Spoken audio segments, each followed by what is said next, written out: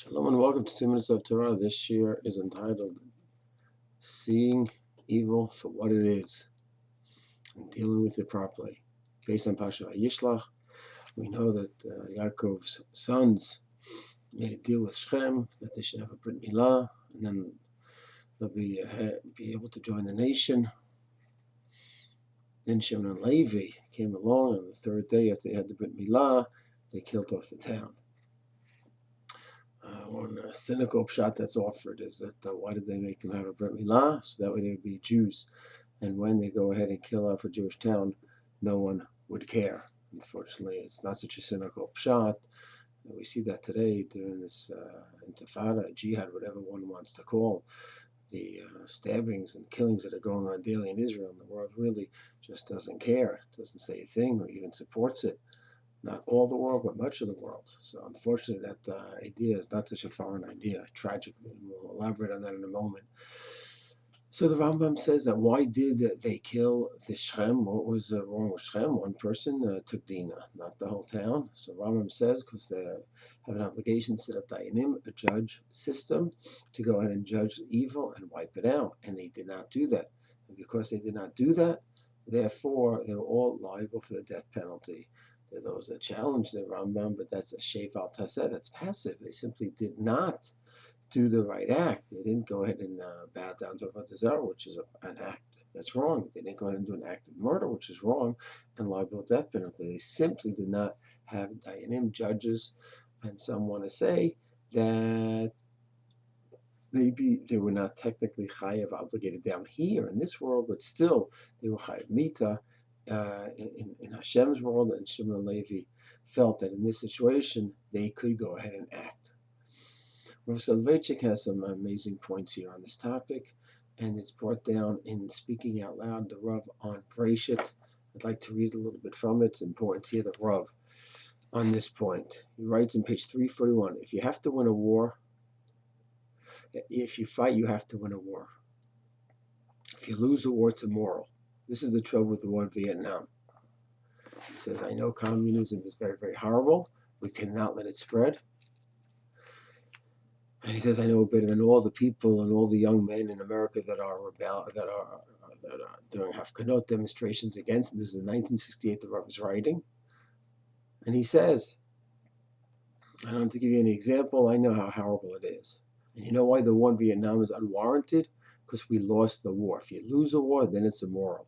Meaning, if you have a war, it's a moral war, then you fight to win. If you win a war, then it's moral. And, of course, to win a war, the element of surprise is, of course, most important. Otherwise, they would never have won the war.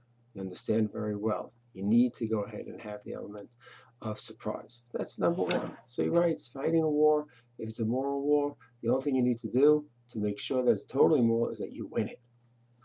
And I want to tell you something else, Rav Thinking says. Who committed the crime? A crime was committed by only one individual. That's true. In Shechem, it was only Shechem ben Hamor.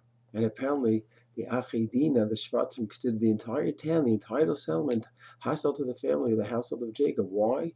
As I told you, if one commits a crime and the community doesn't ostracize him, or one preaches bigotry and hatred, and the community does not condemn him, or doesn't try to isolate him, or doesn't try to eliminate him, a conspiracy of silence is just as bad as a conspiracy of action. To repeat, a conspiracy of silence is just as bad as a conspiracy of action. He says this went on in Germany. He says, I was in university in Germany. I learned many years, and they were decent people. No one did anything to me. There wasn't a single instance of anti-Semitism relationship between professors and students, between students and students. What happened, he says? Everything seemed to be fine. It happened only that they tolerated it. And you tolerate for a while, so finally had to convert an entire people, an entire nation, into a nation of Nazis. And he says, tolerating evil and standing by is evil. And then he quotes the Rambam in our parak, in Parak Tet by Shechem, where the Rambam writes that Shechem committed an act of robbery, and they knew about it, and they have not condemned it. So any questions you want to ask, address it to the Rambam. And then he says Yaakov's opinion on handling Shechem. Obvious question is Yaakov went ahead and challenged the brothers. So Jacob did not condemn it morally. He only said it's impractical. It's taking too much. He did not condemn it on moral grounds. He condemned it on practical grounds. That's Rav Soloveitchik in Speaking Out Loud by Rabbi David Holzer on Parshat Vayishlach. Going ahead and seeing evil and standing by is evil. And I'm sorry to say, so much of the world that's watching Israel over the last 2 months gets stabbed every day, murdered every day. And you have 3 reactions in the world. You have some that are calling it evil, some that are saying it's no different than ISIS and it's no different than all the radical Islamic terrorism that's going on around the world. It's evil and needs to be wiped out. You have those, Hasidim, almost all of them, that see reality. Then you have those that are just silent. And then you have those, and I'm sorry to say, which includes even the State Department, that says, well, Israel, we changed this Temple Mount status, which of course is an outright lie. We didn't change any status on the Temple Mount.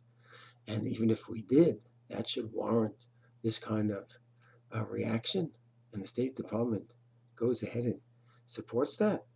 So that's more than just standing by and being silent when evil is happening. That is supporting evil. And that is evil. Then, of course, you have the world that outwardly says, kill the Jews. So it's important to have a clear picture of what's going on. Anyone around the world who is silent or opposite or supporting what's going on here in Israel, that is evil, and it should be clarified that way. And people should not be so liberal. Well, there's different opinions, different ways to look at things. There are different ways to look at things sometimes. At other times, there's clear good and there's clear evil. May we and may the whole world have that clarity to see evil for what it is, and may Hashem to be able to deal with it successfully. Shalom.